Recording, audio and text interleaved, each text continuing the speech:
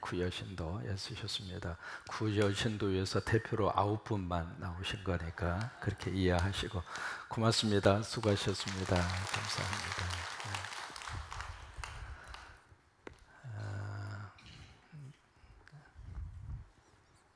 이사야서를 읽어 가실 때마다 늘 지도를 머릿속에 기억을 하셔야 될 필요가 있습니다. 가장 먼저 뭘 그리죠? 이제 빵떡을 자다가도 이제 기억을 하실 것 같아요. 빵떡을 그리고 기억하는 의미에서 반복은 하나님의 말씀을 잘 새겨 들을 수 있는 기회예요. 그래서 빵떡을 그리고 따라서 하세요. 하도 더워서 어제 저녁에 잘 못 주무셨나 봐요. 조금 이 소리 조금 줄여줬으면 좋겠네. 예. 자, 빵떡을 그리고 삼지창을 꽂고 돼지 족발을 그리고 닭다리를 그리고 이때 이제 침 넘어가는 소리가 나온 그 다음에 코브라를 그리고 허세요.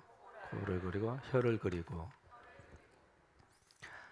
지금 이스라엘이 이제 위치해져 있는 지역이 바로 이곳에 이스라엘이 위치해져 있죠. 나라가 둘로 갈라서서 위쪽이 북쪽에 뭐죠? 이스라엘이고 밑에가 남쪽에 유다라고 하는 나라. 이곳이 이제 바다인데 무슨 바다죠? 지중해라고 하는 바다가 여기 위치해져 있고요. 바로 북쪽 이스라엘 바로 위에 위치한 나라가 무슨 나라예요? 아람이라고 하는 나라, 시리아, 수리아. 이 아람의 수도가 바로 담메색, 영어식으로 말하면 다마스커스. 그게 바로 아람의 수도입니다. 이제 아람 바로 옆에 포진한 나라가 무슨 제국이냐면 아수르 제국입니다. 지금 이스라엘이 어떤 상황 속에서 이사야라고 하는 말씀을 지금 주고 있느냐면 이사야라고 하는 성경은 일정한 역사, 일정한 어떤 시대 속에서 주시는 말씀이 아니라 크게 세 가지의 시대와 세 가지의 상황 속에서 주신 말씀이에요. 그래서 1장에서 이제 49장, 그 다음에 50장에서 그 다음 장, 이 39장, 그 다음에 40장에서 55장, 56장에서 66장, 1장에서 39장, 40장에서 55장, 56장에서 66장. 시작.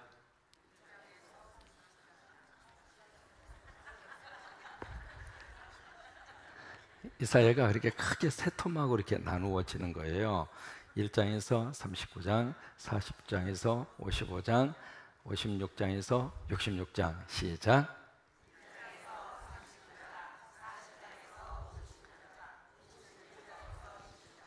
착한 학생이에요.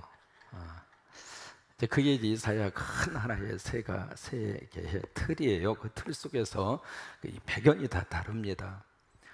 지금 이제 전반전에서 지금 말씀하시는 그 내용의 부분들은 이제 아수르 제국이 밑으로 이제 자꾸 치고 들어와요. 치고 들어오니까 이스라엘이 이것을 어떻게 이 어려움을 극복할까 생각하다가 아람하고 손을 잡습니다. 둘이 이제 하나가 돼서 아수르를 한번 대적해보자, 공격하자, 그거예요. 그래서 그렇게 하다가 오히려 아수르한테 당해서 이스라엘이 사실 이제 패배를 해요. 이런 국제 정세를 이렇게 들여다보면서 유다 입장으로서는 어떻게 이제 이 어려운 이 상황을 극복을 할까 고민이 생길 수밖에 없는 거죠. 그러면서 아수르가 치고 들어올 때 이스라엘이 유다하고 야, 우리하고 손을 잡자. 우리하고 하나가 돼서 이 어려운 이 문제를 해결을 하자. 그렇게 이제 제안을 해요. 그 제안을 할 때 그때의 유다를 통치하고 있었던 왕이 아하스라고 하는 그 왕입니다. 이 왕이 어떻게 했으면 좋을까? 그래서 하나님의 종 이사야에게 찾아갑니다. 찾아가서 지금 북쪽 이스라엘에서 이렇게 제안이 들어왔는데 어떻게 했으면 좋겠느냐고.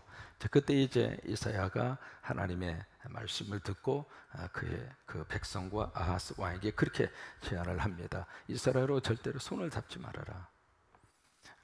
당신이 손을 잡아야 될 대상은 사람이 아니다. 하나님이 손을 잡아라. 우리 민족이 살 수 있는 길은 하늘에 있다. 결코 여기서 이쪽 손 잡고 아수르를 만약에 공격한다면 아수르가 가만히 있겠느냐. 이스라엘을 공격한 것처럼 유다도 공격해서 멸망을 시킬 것이다. 그러니 어떤 경우가 있어도 우리가 살 수 있는 길은 땅이 아니다, 하늘이다. 하나님의 손을 붙잡아라. 그게 이제 이사야서에 계속 뜨는 그런 메시지의 내용입니다. 그리고 결국에 가서는 하나님이 한 메시아를 이 세상에 보내실 것이다. 처녀가 아이를 낳게 될 것이고 그 메시아를 통해서 궁극적인 이 땅의 평화를 하나님이 하실 것이다. 그러니 어떤 경우가 있어도 사람 손 잡지 말고 하나님이 손을 잡아라 라고 하는 메시지를 이사야를 통해서 하나님이 주십니다. 근데 이 유다 입장으로서는 만약에 이쪽 손을 안 잡으면, 그렇다면 밑에 있는 이쪽 여기에 있는 위치한 나라가 애굽이라고 하는 나라 있어요. 그리고 그 애굽 바로 옆에 붙어 있는 나라가 구스라고 하는 나라입니다. 구스, 지금으로 말하면 이제 이디오피아라고 하는 그 나라죠. 그리고 이제 유다 바로 옆에 조금 붙어 있는 조그마한 해안가에 붙어져 있는 하나의 나라가 이제 블레셋이라고 하는 나라입니다. 유다 입장으로서는 그렇다면 이스라엘이나 아람과 손을 잡지 못한다면 밑에 있는 블레셋이나 아니면 애굽이나 구스의 손을 잡아서 이들과 동맹을 맺어서 아수르의 그 공격을 우리가 좀 막아서자라고 하는 외교적인 그런 생각을 갖는 거예요. 사람은 어쩔 수 없이 누군가를 의지할 수밖에 없어요. 왜요? 사람은 혼자 못 살아요. 그래서 여러분, 사람 인자라고 하는 이 한문을 보시면은 사람 인자는 획이 두 개예요. 이게 세워지기 위해서는 누가 받쳐줘야 돼요. 그러니까 이 두 개의 획이 모아지지 않으면 사람 인자가 되지 않는 것처럼 사람은 혼자 못 살아요. 그러니까 뭔가 도움을 받고 살아야 돼요. 그 도움을 받고 살아야 되는데, 물론 사람의 도움도 받아야 되고 이웃의 도움을 받아야 되고, 근데 정말 우리가 정말로 도와줄 수 있는 사람은 하나님이라 이 말이에요. 사람을 의지하면 그 순간에 참 의지가 되고 좋은데 참 묘해요. 나도 부족하지만 그 사람, 내가 의지하고 있는 사람도 부족하다고요. 그러다 보니까 믿는 도끼의 발등 어떻게 해요? 처음부터 믿어서는 안 되는 대상을 믿은 거예요. 그러다 보니까 발등 지키고 그것 때문에 속상하고 그런 경우들이 많거든요. 여기서도 이제 자꾸 유다의 입장으로서는 만약에 위에 도움을 못 받는다면 블레셋이나 애굽이나 구스의 도움을 받자, 그 생각을 하게 된 거예요. 그 생각을 하는 순간에 오늘 20장을 통해서 하나님이 이사야에게 특별한 메시지를 주십니다. 그 메시지를 주시는데 오늘 1절에 보시면 블레셋이라고 하는 이 나라를 아수르가 치고 들어왔어요. 거기 이제 치고 들어온 장군의 이름이 기록이 되어져 있잖아요. 지금 누가 치고 들어왔느냐면 1절에 보시면은 아수르에 누가 왔느냐면 사르곤이라고 하는 왕이 옵니다. 이 사르곤이라고 하는 왕은 아수르가 이스라엘 그리고 이 유다를 집어삼킬 때 통치했던 왕이 사네림이에요. 사네림이라고 하는 이름은 좀 들어보셨을 거예요. 그 사네림의 아버지가 사르곤이에요. 그러니까 사네림의 아버지였던 사르곤이 블레셋을 와서 아스돗은 블레셋에 있는 5개 도시 가운데 하나거든요. 그 아스돗을 아수르가 와서 삼켜 먹은 거예요. 삼켜 먹은 다음에 그 다음에 이제 이 아수르가 애굽과 구스를 치게 될 터인데, 유다는 그것을 모르고 애굽하고 구스의 손을 잡으려고 지금 하고 있는 거예요. 이제 그런 상황 속에서 하나님이 이사야를 통해서 어떤 메시지를 주느냐면, 네가 말로 해서 이 백성들이 알아먹지를 못하니까 네가 행동으로 행위 설교를 해라. 그래서 무슨 설교를 지금 요청하고 있느냐면, 옷을 벗어라. 여기 이제 배에 이 혁띠, 띠를 풀어라. 그리고 신발을 벗어라. 여기 벗은 몸, 벗은 발이라고 하는 것은 그냥 스텝쇼를 해라 그 말이 아닙니다. 낫째로 다니라 그런 말이 아니라 겉옷을 벗어라 그 말이에요. 늘 걸치고 다니던 겉옷이 있었는데 그 겉옷을 벗고 그리고 맨발로, 그리고 나서 백성들 앞에 다니는데, 그런 모습으로 이 행위로 몸을 통해서 설교를 하는데 몇 년 하는가? 3년 동안 하라. 3년 동안 이스라엘 백성들 앞에서 그렇게 설교를 하면서 지금 이사야를 통해서 하나님이 주시는 설교, 그 메시지의 중요한 내용은 바로 뭐냐면, 앞으로 너희가 의지하는 애굽과 구스가 지금 저 하나님의 종 이사야가 붉은 모습으로 옷을 벗고 맨발로 지금 그렇게 다니는 것처럼 때가 되면 애굽과 구스가 아수르라고 하는 나라에 의해서 점령을 당하고 그들이 맨발과 벗은 몸으로 포로가 돼서 끌려가게 될 것이다. 이제 그런 모습을 하나님의 종을 통해서 몸으로 보여주면서 지금 하나님이 뭐라고 말씀을 하시느냐면, 만약에 너희가 의지한다면 너희도 그렇게 될 것이다. 그것을 몸으로 보여주는, 몸으로. 여러분, 설교자가 설교를 여러 가지로 할 수 있습니다. 가장 먼저 우리가 할 수 있는 설교는 말로 하는 설교. 그래서 설교자 입장으로서는 어떻게 하면 이 말로 하는 설교를 성도들에게 은혜를 주고 잘 전달을 할까? 그건 설교자의 스스로가 무척 노력을 해야 되고, 또 하나, 설교자는 목소리도 괜찮아야 되고, 목소리도 타고나는 것도 있지만 스스로가 훈련도 해야 돼요. 어쨌든 이제 나름대로 이 설교를 잘하기 위해서 노력도 해야 되고, 끊임없이 이제 연구도 해야 되고, 스스로가 발전도 해야 되고, 이제 그런 요소들이 많이 있습니다만은, 특별히 하나님이 지금 이 설교자에게 요구하는 것은 이 입술의 설교가 아니라 몸으로 설교하라는 거예요. 특별히 여러분, 설교자의 복장은 굉장히 중요하거든요. 어떤 분 보면 설교는 하나도 안 들어. 왜? 여기 단추 하나 끌어진 것, 그게 눈에 거슬려 가지고 그거밖에 안 보이거든. 그래서 설교자는 항상 앞에 설 때 단정해야 되고, 또 하나, 설교 어느 크게 목회하시는 목사님, 그 목사님에게 후배가 가서, 목사님 어떻게 하면 설교를 잘할 수 있습니까? 설교 강대상 올라가기 전에 목사님 어떻게 준비하고 올라가십니까? 그랬더니 그 목사님이 하시는 말씀이, 난 거울 앞에서 바지에 문이 열렸나 안 열렸나 그걸 체크한다고. 굉장히 중요한 거거든요. 내용이 아무리 좋아도 그 앞에 서 있는 그 설교자의 복장이라든지 여러 가지 모습이 흐트러져 있으면 설교 내용이 안 들어온다. 근데 지금 이사야에게 하나님이 너무 감당할 수 없는 것을 지금 요구하고 있는 거예요. 옷을 벗고 맨발로 다니면서, 그것도 1년도 아니고 3년 동안이라 그렇게 하라고 하는 거예요. 그것은 두 가지의 뜻이 있습니다. 첫째는 하나님의 그 메시지를 제대로 전하라, 그 말이에요.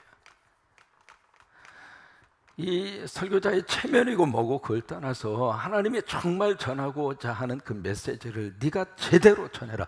네가 망가지는 한에 있더라도 사람들이 너를 어떻게 평가하고 어떻게 보통 수치심이 아니잖아요.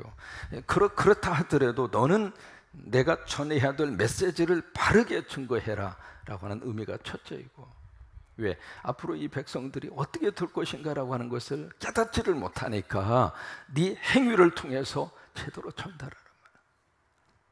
그게 설교자의 첫 번째 책임이에요. 설교자를 세우기 위해서 설교를 시키는 게 아닙니다. 하나님을 세우기 위해서 설교자를 쓰시는 거죠. 그러니까 설교자는 망가져도 괜찮아요. 아니, 망가져야 할 때는 망가져야 돼요. 그래서 하나님의 뜻이 드러날 수 있다면, 그렇게 해서 하나님의 메시지가 제대로 증거될 수 있다면 설교자는 망가져야 돼요. 그리고 설교자는 더 이상 성도들의 머릿속에 남으면 안 돼요. 증거하는 그분만 남아야 돼요. 그래서 설교 끝나고 나서 예수님을 생각나게 하는 사람이 제대로 된 설교자예요. 목사 이름을 생각나게 하거나 그런 게 아니에요. 이게 이제 첫 번째 이사야에게 요구하시는 이 행위적인 설교를 통해서 그들에게 증거하라고 하는 이 메시지, 그 내용의 첫 번째 내용이고, 두 번째는 오늘 본문을 통해서 뭘 우리가 배우느냐면 바로 순종입니다. 순종.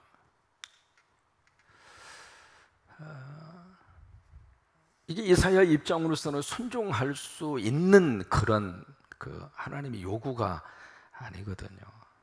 진짜 어려운 순종. 근데 그 순종을 지금 이사야가 하고 있는 거예요.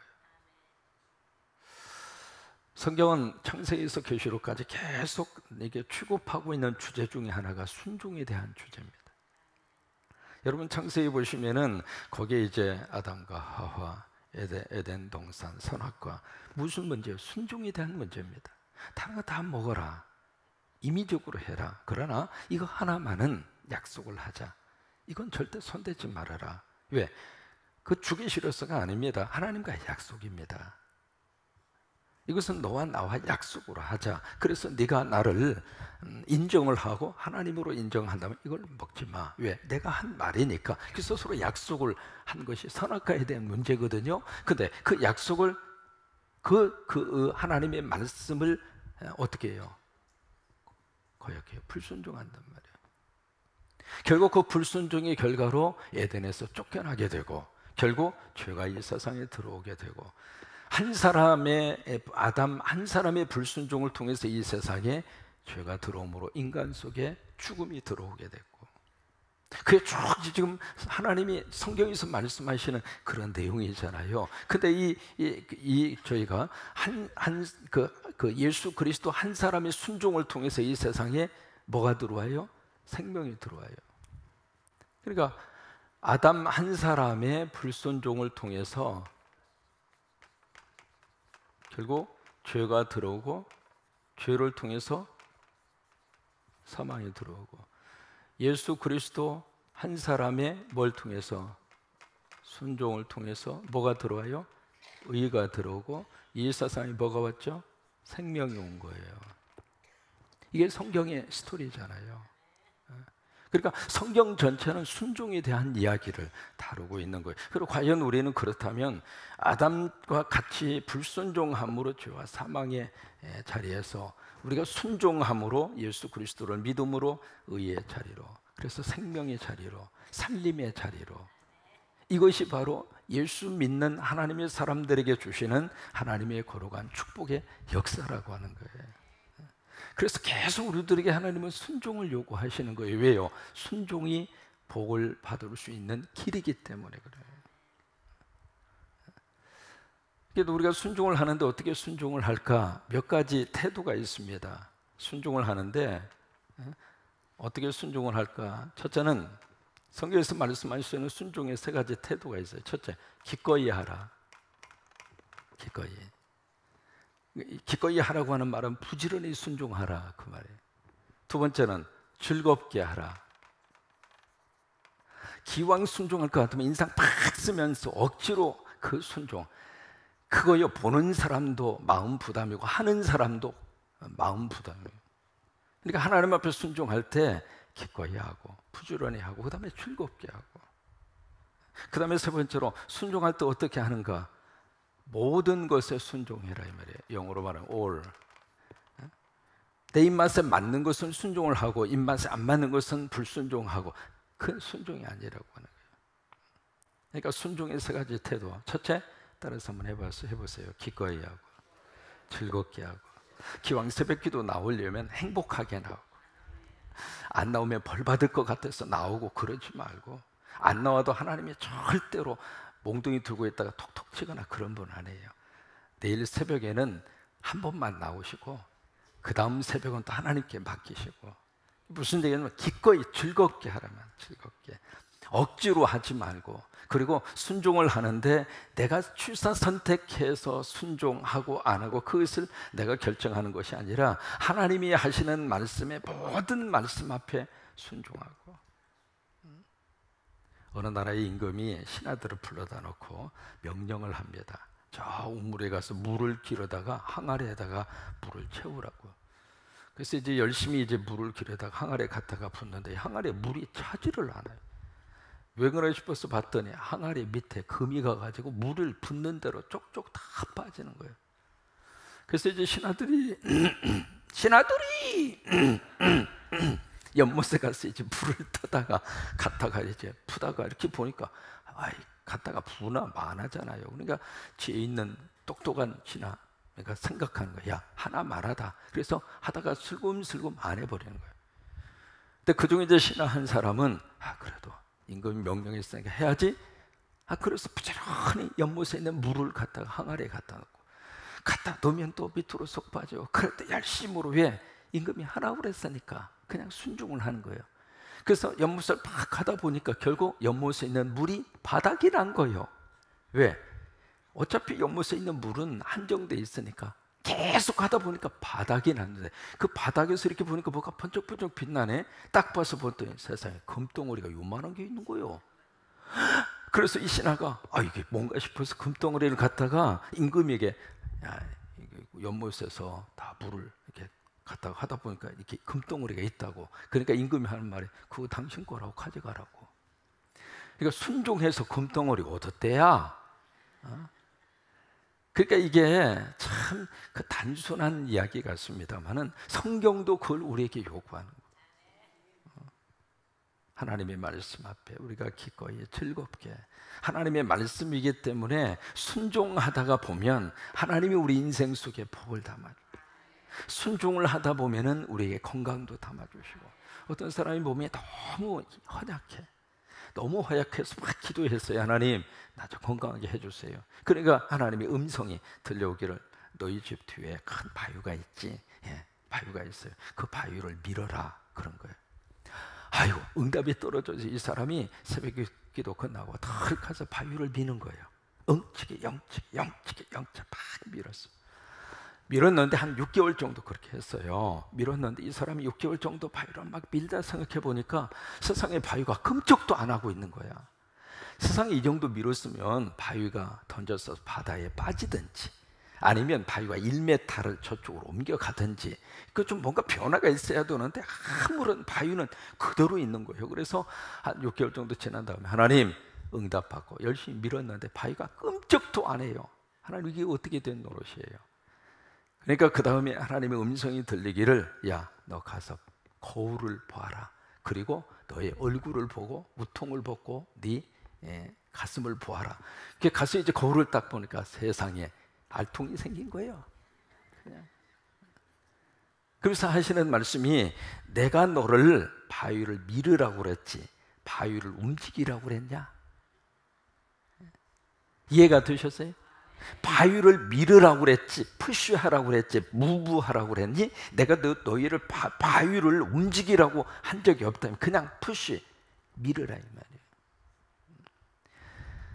하나님의 말씀 앞에 순종하다 보면 건강도 주시고 가정에 필요한 것도 주시고 얽힌 것도 풀어주시고 먹구름도 지나가게 하시고 답답함도 하나님의 은혜 가운데 시원하게 다 만들어주시고 그게 하나님의 순종하면 그 그릇 속에 하나님이 담아주시는 거예요. 여러분 그 은혜와 축복이 넘치기를 주의 이름으로 축원합니다.